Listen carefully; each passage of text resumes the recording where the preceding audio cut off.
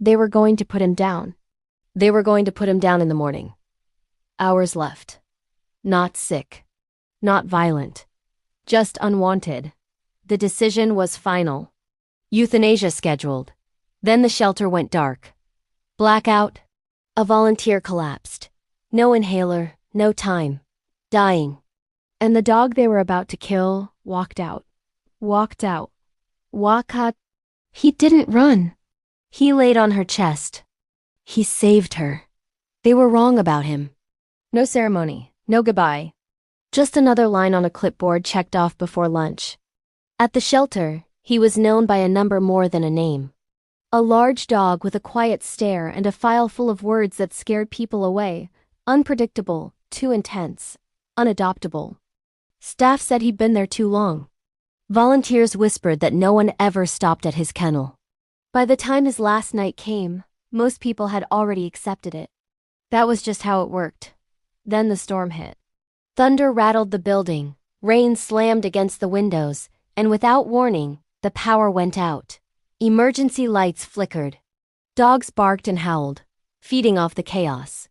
Staff ran through dark hallways with flashlights, trying to keep everyone calm. In the farthest kennel, the dog sat silently, not pacing, not barking, just watching. That's when one of the volunteers collapsed. She went down hard, gasping, clawing at her chest, an asthma attack. Her inhaler was in her car. Cell service was spotty.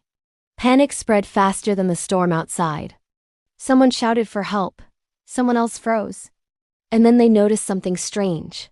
The barking had stopped. The dog who was supposed to die in the morning had stepped out. People tensed, bracing for the worst. But he didn't run. He walked straight toward the woman on the floor. Slowly, calmly, like he knew exactly where to go. He lowered himself and lay across her chest.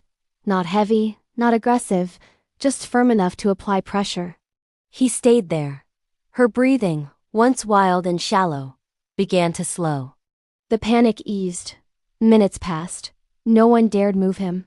When paramedics finally arrived, one of them knelt beside her, then looked at the dog and quietly said, "That pressure?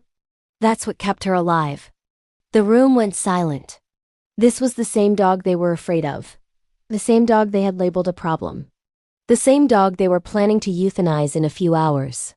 The red stamp that read "Euthanasia scheduled" was crossed out. In its place, someone had written a single word in pen. Hero. Days passed. Word spread.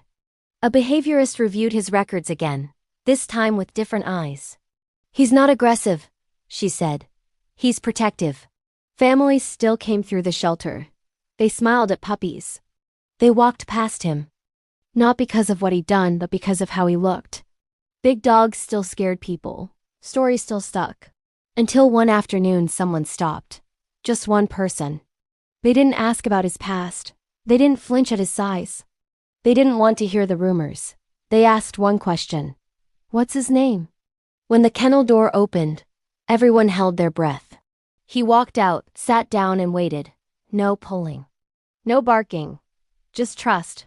The adoption paperwork didn't take long. The decision took even less. Across the room, the volunteer whose life he had saved watched quietly. Her eyes filled with tears as she whispered, "He saved me."